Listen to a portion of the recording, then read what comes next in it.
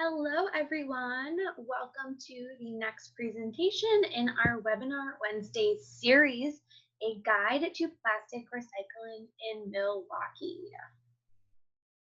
Just a couple of housekeeping things before we get started here. This webinar is being recorded.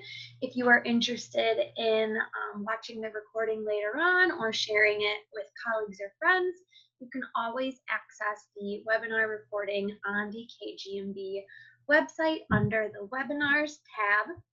We will also have time for questions and answers at the end of our webinar today, so make sure that you are utilizing the Q&A feature located on the bottom of your screen and not the chat feature. So welcome again to you all. My name is Zoe Jump. I am the Interim Executive Director of Keep Greater Milwaukee Beautiful. Keep Greater Milwaukee Beautiful is a nonprofit organization, and our mission is to promote clean, healthy, and beautiful communities for generations to come. We do this through environmental education. We educate people of all ages on recycling, composting, energy conservation, water conservation, and urban trees. We also do this through community beautification initiatives, such as our Big Clean MKE program, which is all about litter prevention. If you want to learn more about us or our programs, you can visit our website, which is www.kgme.org.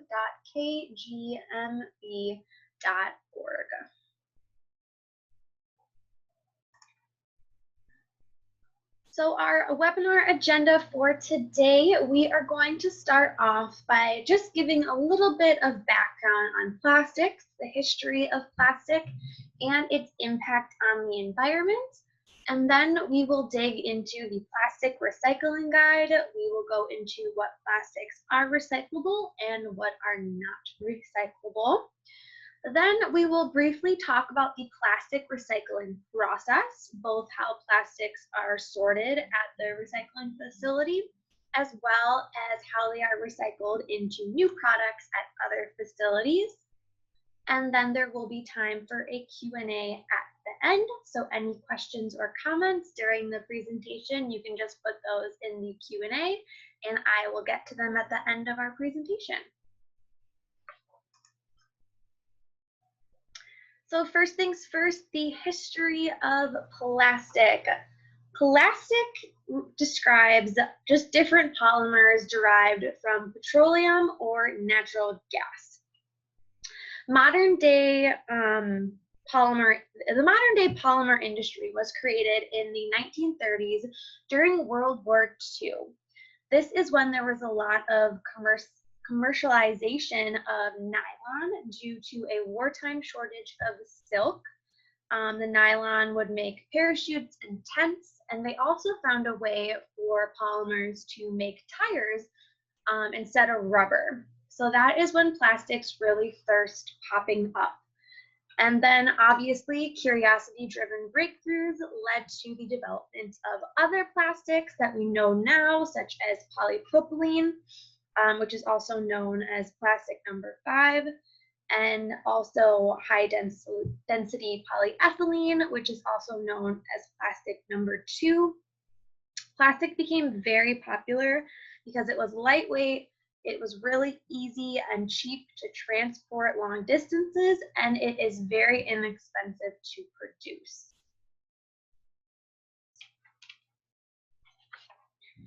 So since all of the commercialization of plastic has pretty much taken over. Plastic is everywhere, and it feels like we kind of rely on plastic for just about everything.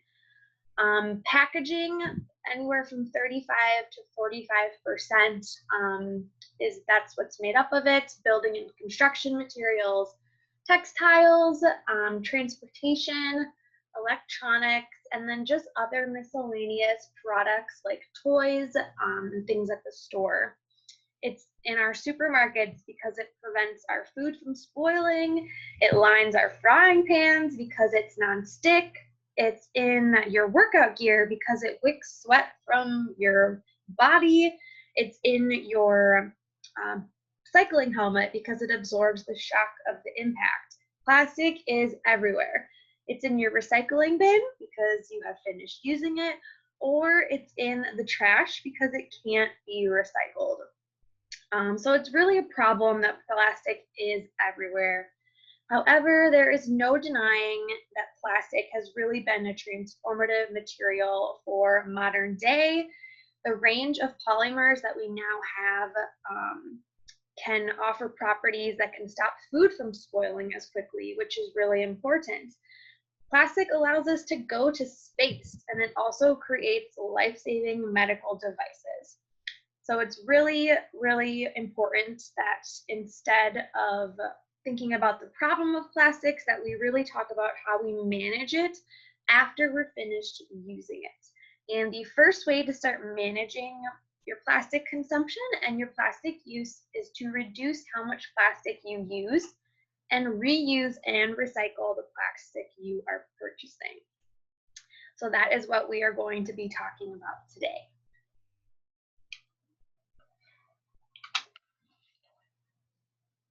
So this is a table published by the American Chemistry Council and also the National Association for PET Container Resources. And we're just going to focus on the 2017 tab because that is the most recent information. But this shows that 35,000 tons of plastic were generated just in the US in 2017. And of that 35,000 tons, only 2,960 tons were recycled, which really does not seem like a lot.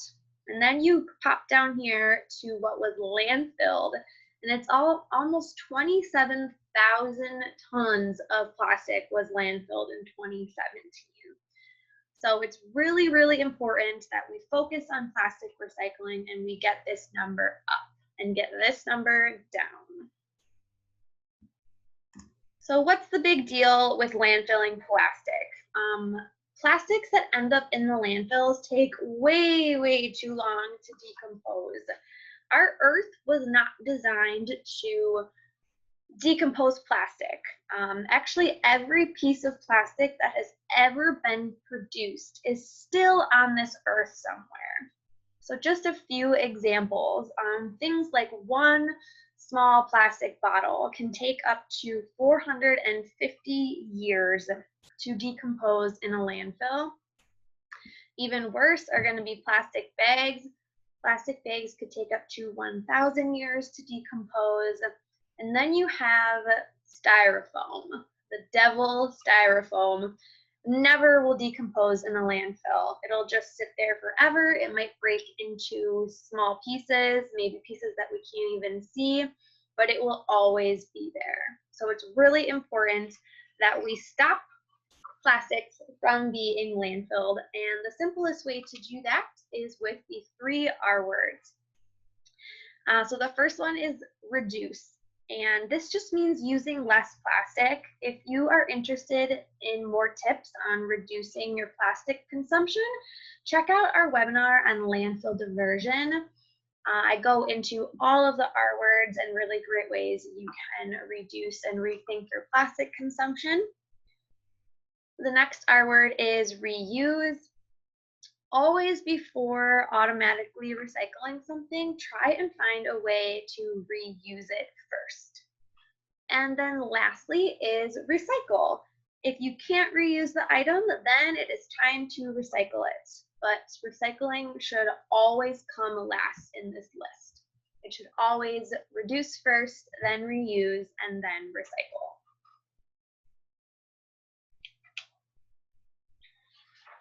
So this is a quote from Annie Leonard, who is the executive director of Greenpeace USA. It says, "There is no such thing as a way. When we throw something away, it must go somewhere," which I think is really important to keep in mind. When we do throw plastic in the recycling bin or the trash, it's really important to know that just because it's leaving our home, it's still going somewhere. So just something to keep in mind.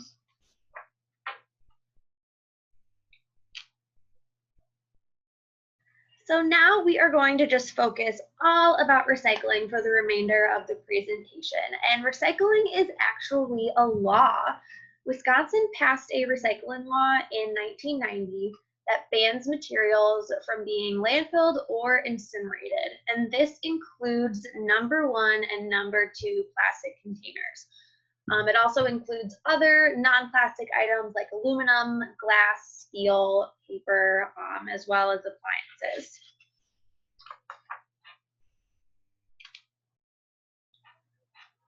So this is the curbside recycling guide. Today we are just talking about what can be recycled in your curbside recycling bin.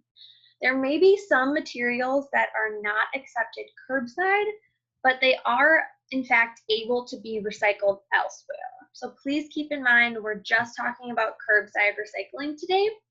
It's also important to note that we will only be discussing the plastic recycling rules in the city of Milwaukee, and this also covers the county of Waukesha. If you don't live in the city of Milwaukee, always check with your local waste hauler to see what is and is not accepted in your curbside recycling bin, because your rules could be different than the ones that I'm discussing today. This guide is taken right off of the City of Milwaukee website. They have so many useful resources on their recycling website to help you recycle right, even an A to Z guide of common materials that you might throw in the trash or in your recycling bin and what to do with them.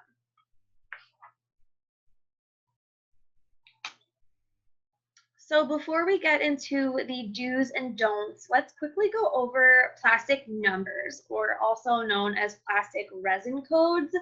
We've all seen these before, that little number on the bottom of containers that's surrounded by a triangle with those arrows.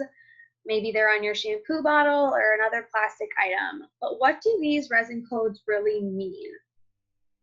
You know you should be recycling your plastic items, but have you been recycling them properly because of these resin codes? So first, just a little background on where these numbers come from. The Society of the Plastics Industry decided to create this easy to follow coding system for resin ID codes back in 1988. And it was made to help consumers know what type of plastic an item was made from.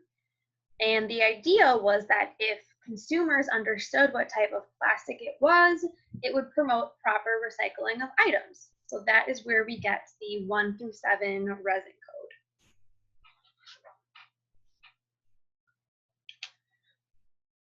So first we're going to start off with what is accepted in your curbside bin. Like I said, there are 7 plastic resin codes, and currently the codes that are accepted curbside in the city of Milwaukee are 1s, 2s, and 5s.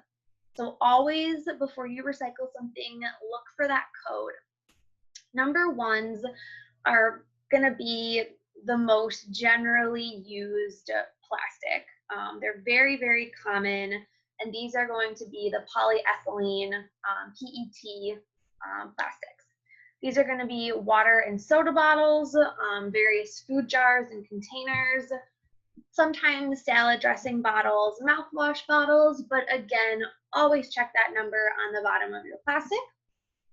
Number 2 plastics are also accepted. That is your high density polyethylene, or HDPE. This is a more sturdy plastic, so it holds things that you maybe keep around for longer than, let's say, a water bottle that you use once and then throw away. High density polyethylene is going to be household cleaners, water, juice, and milk jugs, shampoo and conditioner bottles, as well as laundry detergent bottles. So just a bit more of a thicker plastic. And then the last plastic that is accepted curbside is number 5, which is polypropylene, also known as PP. These are containers such as yogurt containers and sour cream containers, cream cheese tubs, And number 5s are the second most widely produced plastic, right under number 1s. So 1s, 2s, and 5s, always keep that number in mind when you're thinking of what plastics to put in your recycling bin. But what about 3s, 4s, 6s, and 7s? The remaining plastics are not recyclable curbside, and they should be placed into your garbage cart.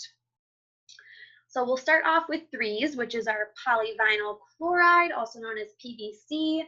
This isn't really a common household plastic. You're not going to find things that you buy at the grocery store made out of this. It's mainly going to be building materials such as piping, window frames, and floors. But these are not accepted curbside. Number 4s also are not accepted curbside, which is a low density polyethylene, not to be confused with the high density. This is going to be all of that slippery plastic film. This is one of the oldest grades of plastic, and it is not environmentally friendly because it is not easy to be recycled. So therefore it's not accepted. So bread wrappings, plastic bags, some packaging foams, plastic wraps, any of that slippery plastic film is not accepted in your curbside bin. But we will talk about what to do with it later on in our presentation, so stay tuned for that. Number 6s are just very cheap to produce plastics. This is our polystyrene. These are very disposable plastics like disposable cups, disposable cutlery, styrofoam, different types of insulation.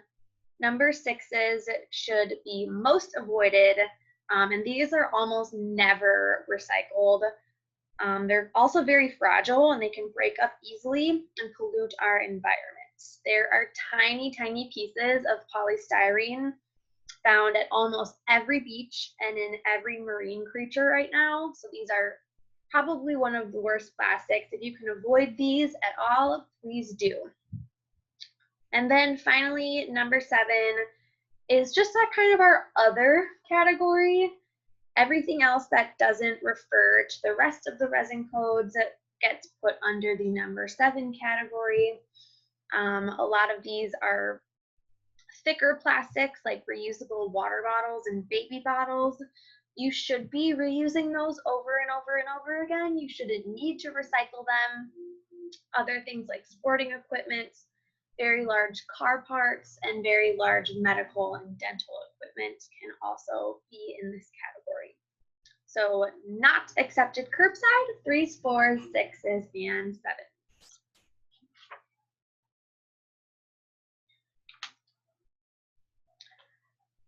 To squish or not to squish, that is the question when it comes to plastic recycling. Some people think that you should squish down your water bottles to save space in your recycling bins, and some water bottle packs even say squish to conserve on them. But this is not true whatsoever. Crushing or flattening your plastic container is actually doing a lot more harm than good when it comes to the actual recycling process. Since 2D containers are separated from 3D containers, sometimes if you squish them, they'll get stuck in the rotating rubber discs. So this is a video of those discs. And it's a little blurry, but as you can see, all of the paper bumps up and the plastic containers fall to the middle. So it's really important that you don't squish your plastics because they could end up in our paper bales, which we see right here. This is plastic mixed with paper. There are some flattened milk jugs in here that made it through those rubber discs. Other flattened plastic containers in our paper bale, which we definitely don't want, as this causes contamination in these bales, and the buyers are expecting just paper and then they get plastic too. So do not squish your plastic containers is the moral of the story.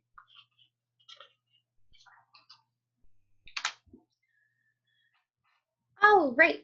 Our next little rule with plastic recycling is tanglers. A lot of plastic, things made out of plastic, can wrap around the recycling equipment, which causes them to get really clogged up and eventually shut down.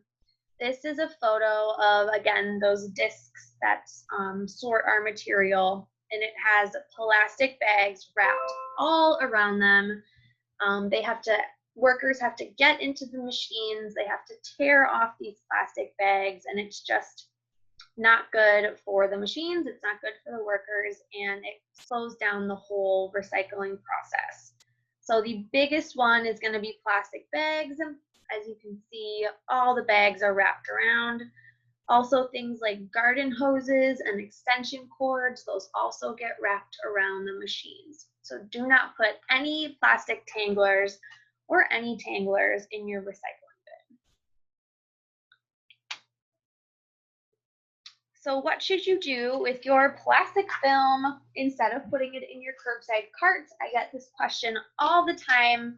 So although plastic film is not accepted in your curbside cart, it actually is recyclable, which is confusing because a lot of plastic bags have the recycling symbol on them. But instead of going to the recycling facility to be sorted, the film is taken directly to the facility where it gets melted down and turned into new things. This way, it skips that step of going through the sorting machines. And this film is recycled into things like shopping carts, patio furniture, playground equipment, and garbage bags. So if you have a lot of plastic film, you can go to this website and you can find out where to recycle your plastic film, but really almost every grocery store accepts plastic film. Sendix, Meyer, Pick and Save, and if you can't find a place to take your plastic film, you can bring it to the Keep Greater Milwaukee Beautiful office. We have a big bin in our front lobby where we accept plastic film and we take it to the proper recycler.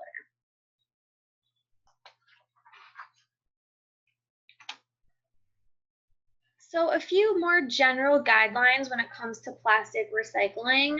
Probably the biggest one is that all of your items in your cart, not just plastic, every single thing you recycle should be co-mingling or be loose in your cart. There is absolutely no need to bag your recyclables. If you collect recyclables in a plastic bag, make sure you empty the contents of the bag into the cart, and then you can reuse the bag or you can throw the bag away in the trash. But no time should you ever be bagging your recyclables in plastic. Another one to keep in mind is that all your materials need to be empty and rinsed out. There shouldn't be any food residue.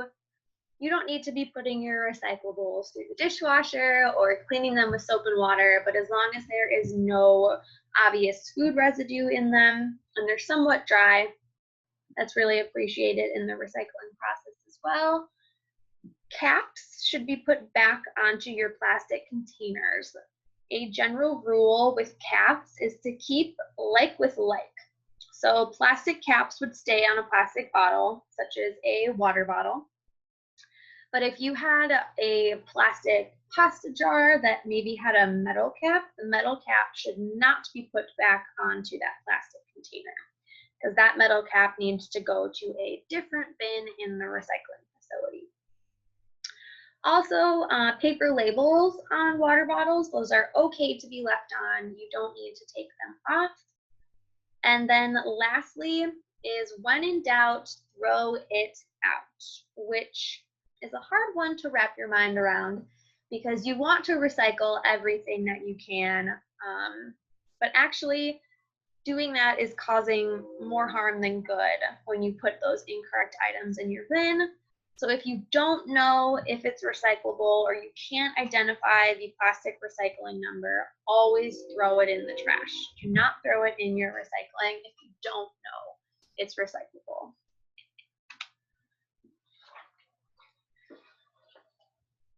So we are going to switch gears a little bit now that we have gone through the do's and don'ts of recycling. We are going to quickly talk about how plastics are sorted.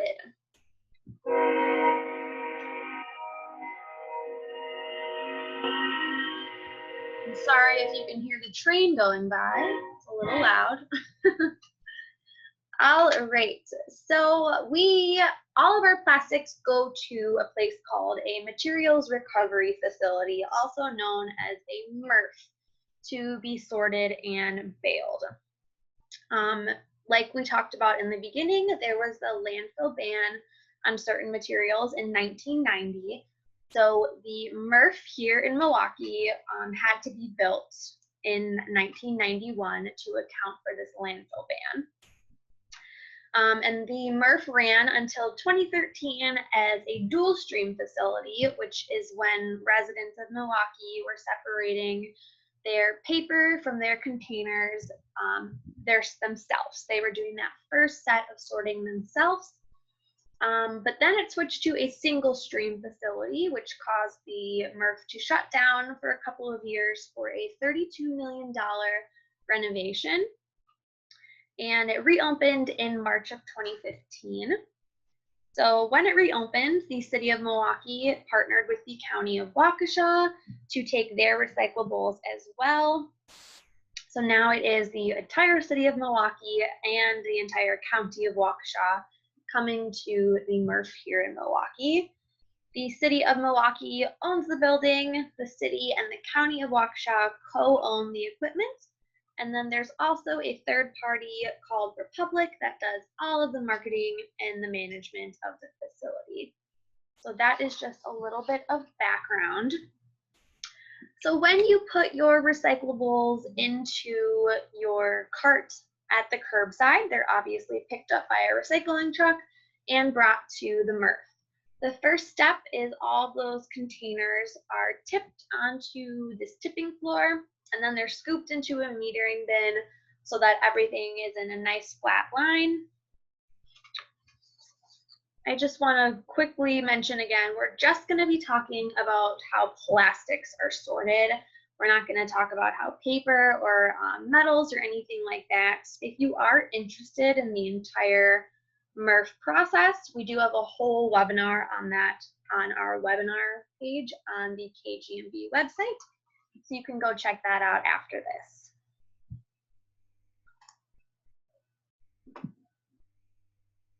So the next step is the pre-sort room. And this is where you see that it's very important not to bag your recyclables. This is the fastest moving line. I'll play the video in just a second, but this line is moving so fast that employees are really not able to break open bags of recyclables. So it's really important not to bag them. If they do find bagged recyclables, the bag actually goes directly to the landfill tank. So there are employees here. Hopefully this will play. And they are quickly looking for all of those plastic bags and unrecyclable items.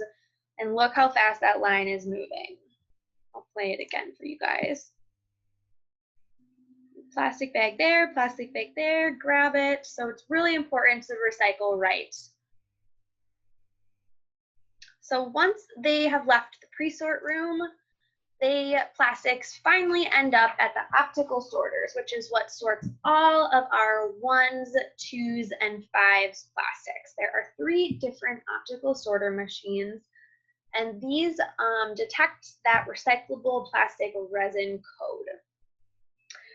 So first, the plastic moves through a infrared light or laser, and the plastic is scanned to see if it's the correct resin code. If it is, then it is shot with a puff of air, and it is moved past the barrier into its storage bunker right here.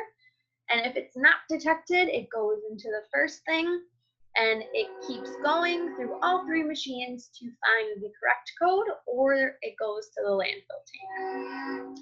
So this is the step where it's really important to empty and rinse your containers. If you are putting a half full peanut butter jar into your recycling cart, it makes it really hard for the optical sorters and that infrared light to scan through that half full jar. They can scan through things that don't have anything in them. So make sure that you are emptying and rinsing your containers so that they make it through the laser to identify their resin code. Once the plastics get get put into their storage container, then they move to the baler. So all the baler does is squish these plastics up really, really tight, which makes it very easy to transport them.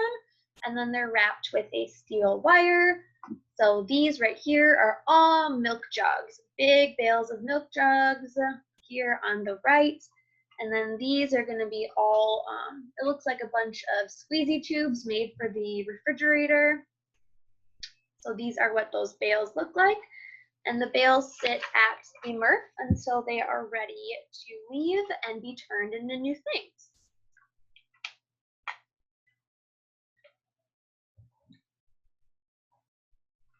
Which leads us to the next step. What happens to plastics once they leave the MRF?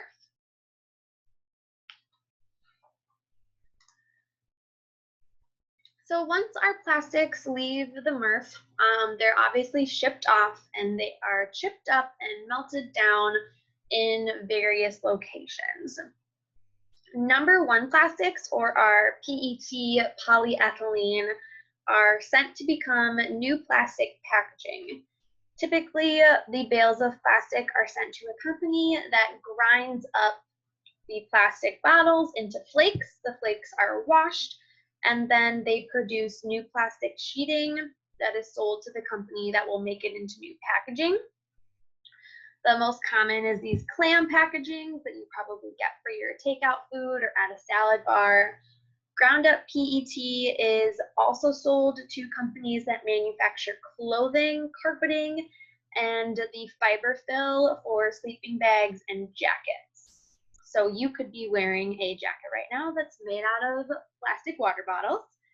And these purchasers can change, but some examples of companies that take PET include Harmon Associates Corporation and Mohawk. So that is how our number ones are made into new plastics.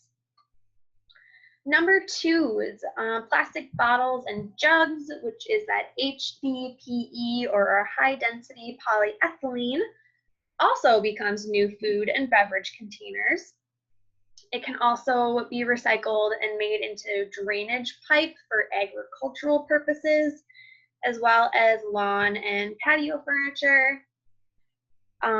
Sometimes these plastics are separated into two different categories: color categories such as laundry detergent bottles and natural colors such as milk jugs. These bottles are sent to facilities that grind the plastic into flakes, similar to plastic number ones. The flakes are washed and then they're sold to companies that use the flake to create all of these products. And then last but not least, number five, which is mainly the plastic tubs that we talked about, like the yogurt containers or the sour cream containers, which are our PP or polypropylene. These also become new food containers. You guessed it. Plastic tubs are baled and then they're shipped to containers that will process them in a very similar way to number ones and number twos. They get flaked, washed, and sold. And these purchasers are always changing, but some examples of companies that take number fives are KW Plastics.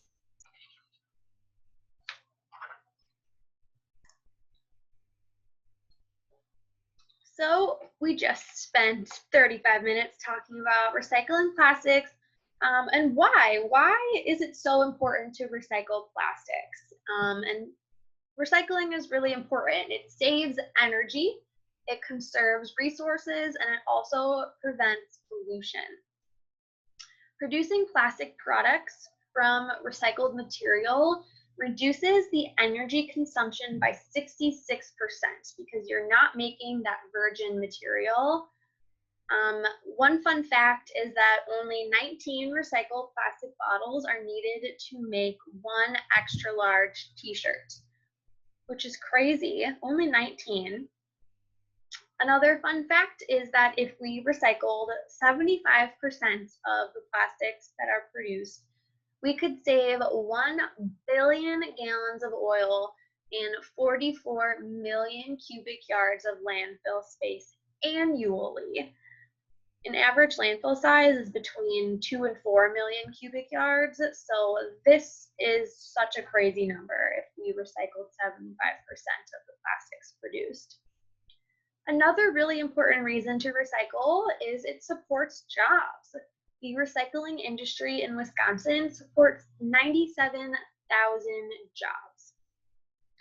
And another example is that it saves money, which is something that maybe some people don't think about. Wisconsin taxpayers actually save money by recycling materials rather than landfilling them. So just a couple really important reasons why it's important to recycle plastics. A couple of resources for you guys. The City of Milwaukee Recycling website has a ton of great resources. They have an A to Z recycling guide. They have some printables that you could print out and you can slap on your recycling bin to just serve as a really great reminder.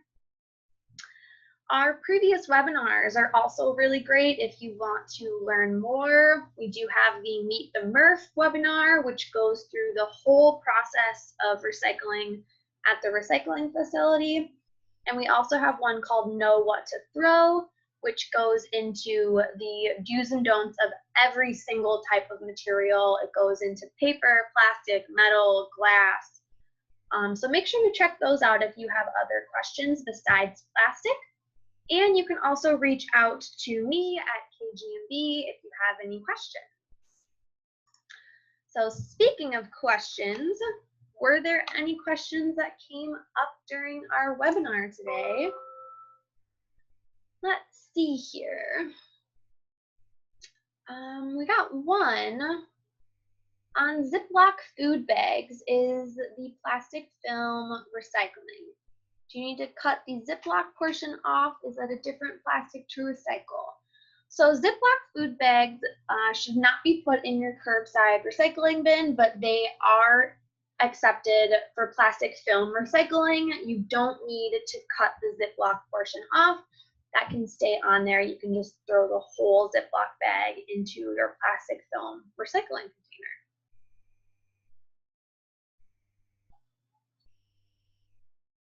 Are there any other questions that came up during the presentation? All right, well, like I said, this webinar was being recorded. So if you maybe joined us a little later and you missed the beginning, or you wanted to share it with a friend or a colleague, it should be published up on our website by tomorrow morning. So just check back and see if it's there along with all of our other webinars. Thank you guys so much for joining us today, and I hope you enjoy the rest of your day.